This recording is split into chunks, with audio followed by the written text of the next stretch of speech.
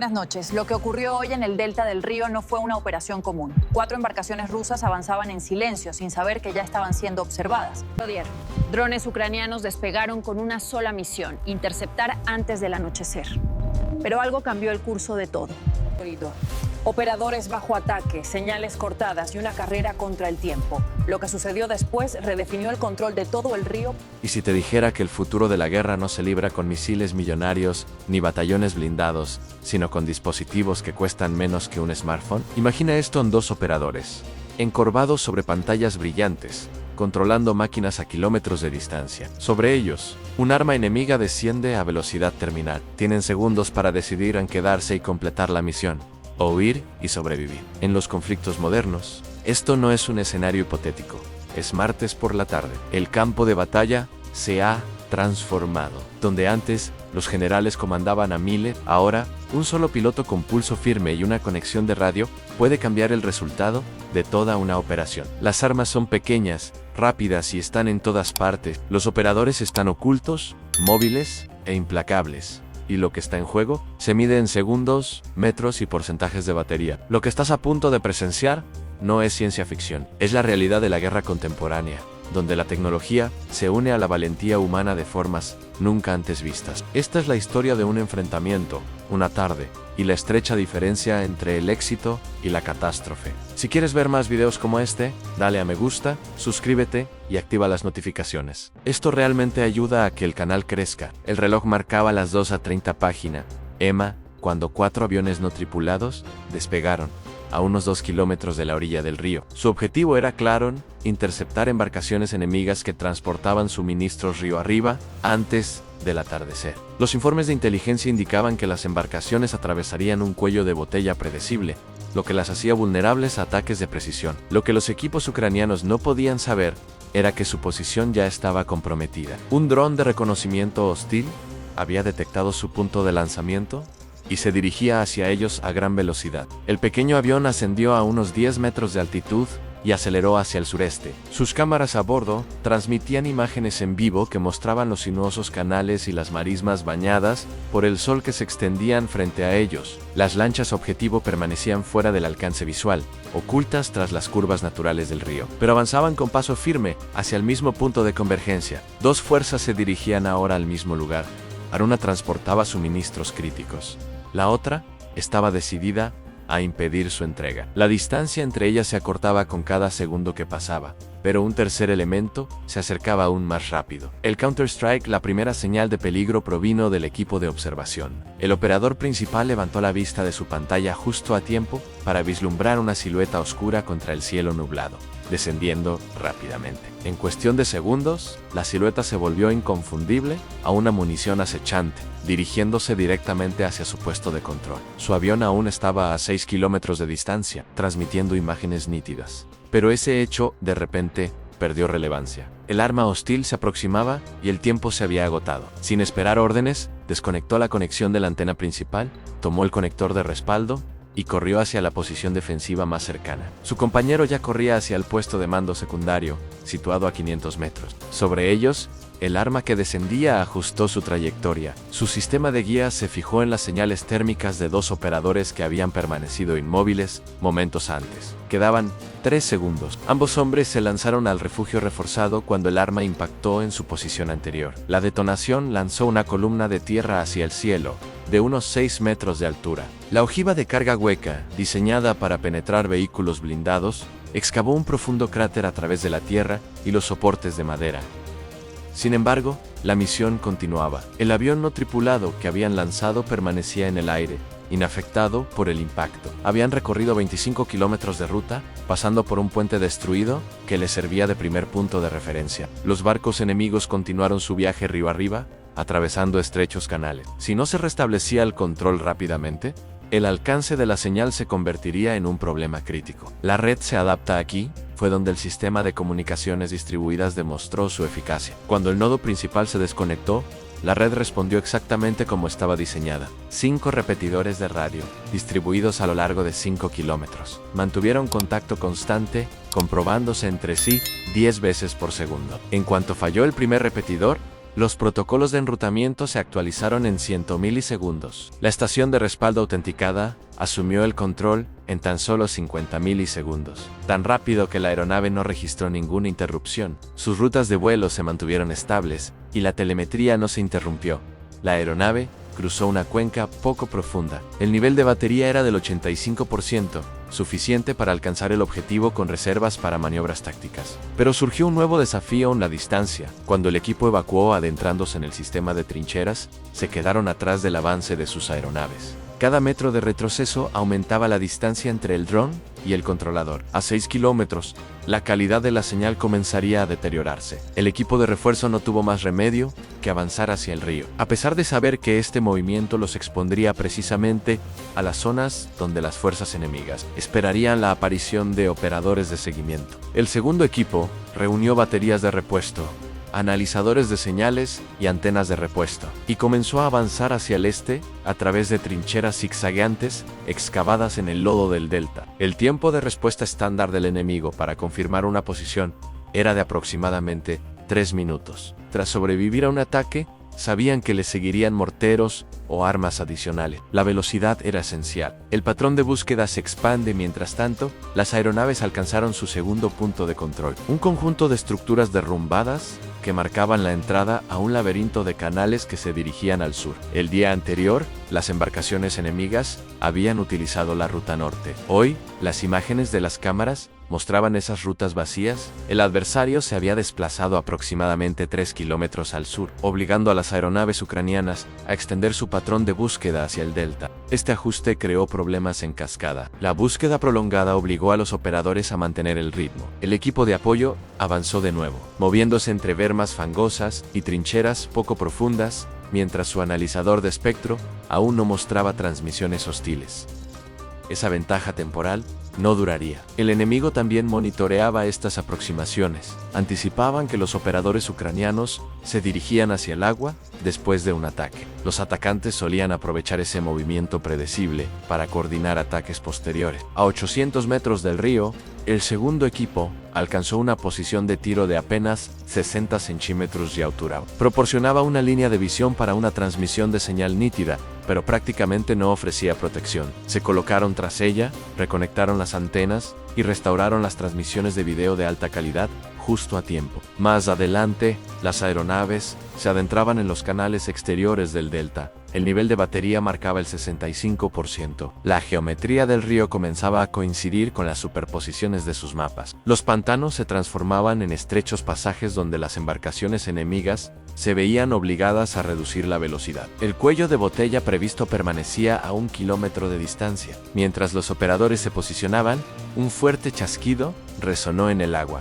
Un tirador los había encontrado primero. Bajo fuego, el primer disparo del tirador pasó por encima y falló. El segundo podría no. El tirador mantenía una línea de tiro despejada a lo largo de 600 metros de mar abierto, lo que le otorgaba una ventaja táctica total. Sin desvío del viento, sin espejismos térmicos, sin terreno donde ocultarse. El equipo ucraniano apenas se había posicionado cuando el segundo disparo pasó a toda velocidad, tan cerca que sintieron la onda de presión. El observador se agachó parcialmente, exponiéndose el tiempo justo para localizar al tirador.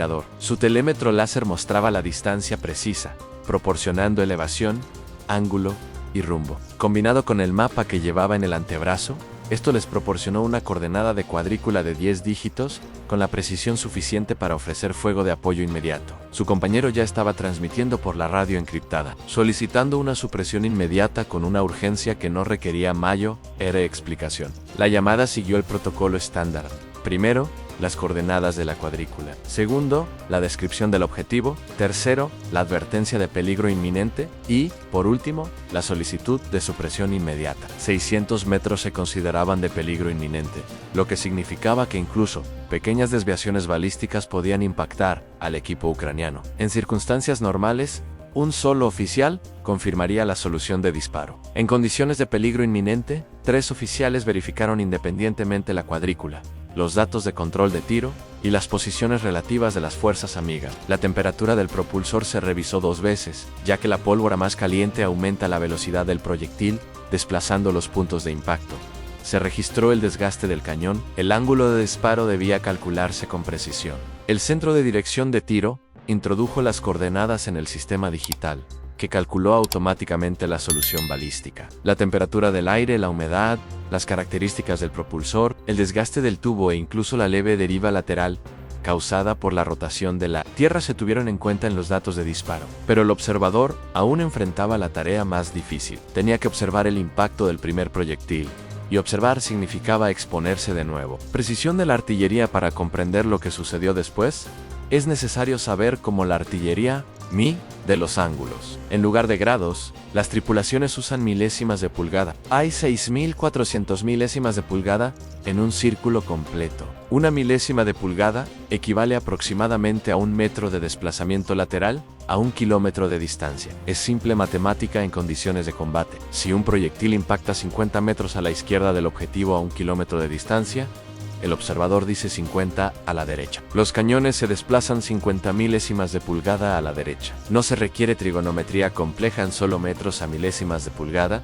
1 a 1. La solución para esta misión de fuego requería 289 milésimas de elevación y 3.426 milésimas de deflexión. En la práctica, los cañones debían elevar el tubo para arquear el proyectil a lo largo de 18 kilómetros y apuntar ligeramente a la derecha para impactar en la orilla opuesta. Cuando el capitán del cañón confirmó los datos de disparo, el comandante de la batería dio la orden. Un momento después, el primer proyectil de 155 milímetros salió del tubo a 827 metros por segundo. Tiempo de vuelo en 47 segundos. El tirador disparó de nuevo. El tercer disparo crujió el aire y se clavó en la berma a un pie del codo del observador. La óptica avanzada del tirador con telémetro integrado eliminaba las conjeturas. En aguas abiertas y sin viento, cada disparo se acercaba cada vez más.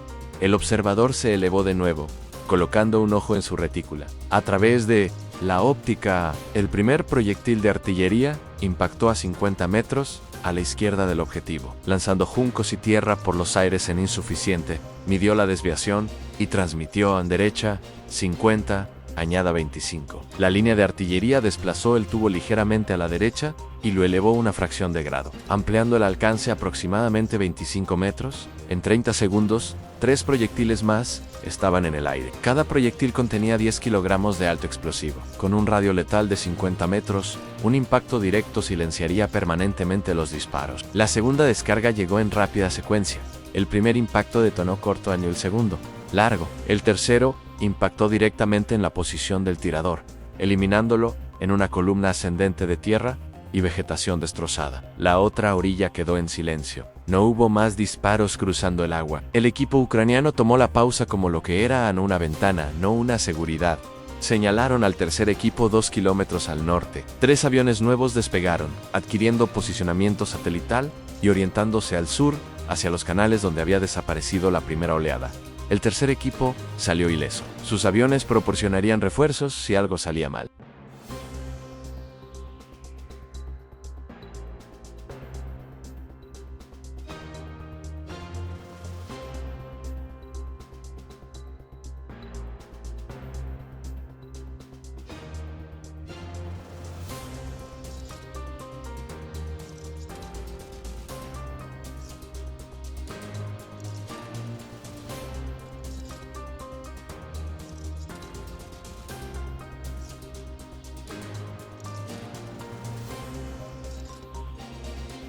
Cuatro siluetas, 4 motores, 4 barcos enemigos avanzando con fuerza hacia el cuello de botella. Los operadores ucranianos se calmaron y comenzaron a introducir nuevas coordenadas en el sistema. Todo lo que sucediera a continuación ocurriría en cuestión de segundos, y las aeronaves del tercer equipo ya estaban en el aire, acercándose rápidamente. Pero las aeronaves ucranianas no eran las únicas que buscaban objetivos ahora. Operaciones antidrones.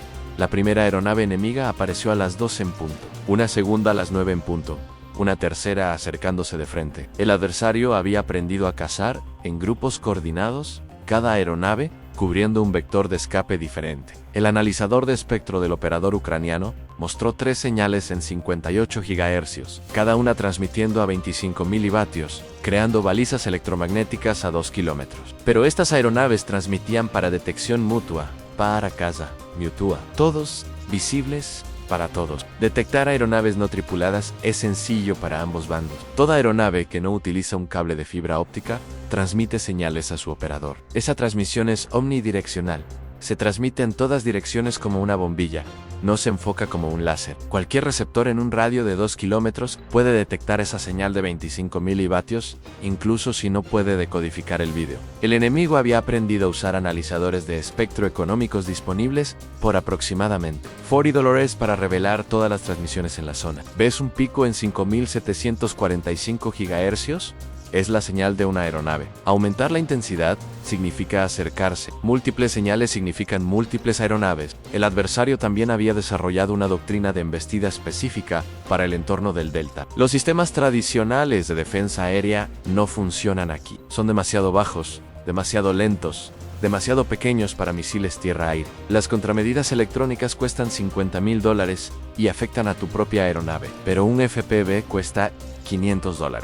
Lanzar 6, perder 5, destruir una aeronave ucraniana, sigue siendo rentable. Preposicionaron operadores cada 2 kilómetros a lo largo del río, cada uno con 10 aeronaves listas. Cuando aparecieron las aeronaves ucranianas, lanzaron todas las que tenían a su disposición. El combate aéreo. El avión enemigo líder se lanzó en picado desde arriba, apuntando al punto ciego sobre la cámara de la aeronave ucraniana. El operador captó la sombra que crecía en su pantalla y giró a la derecha. El enemigo falló por 2 metros, desplazándose bruscamente hacia arriba, pero esa era la trampa. El segundo avión enemigo ya estaba posicionado donde el ucraniano lo evadiría. El operador ucraniano redujo completamente el acelerador y cayó como una piedra. El segundo enemigo se pasó de la raya, esperando mantener la altitud, pero caer significaba descender más cerca del agua, donde esperaba el tercer avión enemigo. La física de la embestida aérea es brutal. Intentas alcanzar un objetivo del tamaño de una caja de pizza que se mueve a 100 kilómetros por hora, mientras tú también te mueves a 100 kilómetros por hora. Ambos operadores tienen un tiempo de reacción humano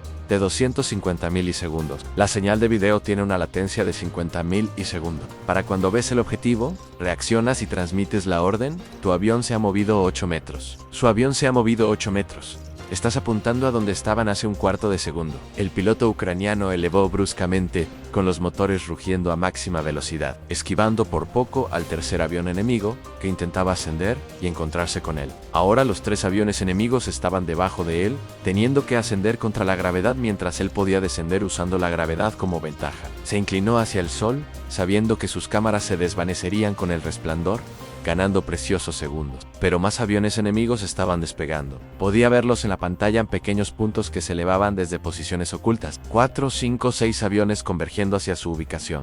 No necesitaban una habilidad excepcional, necesitaban números. Eventualmente, uno tendría éxito. Presión de la misión.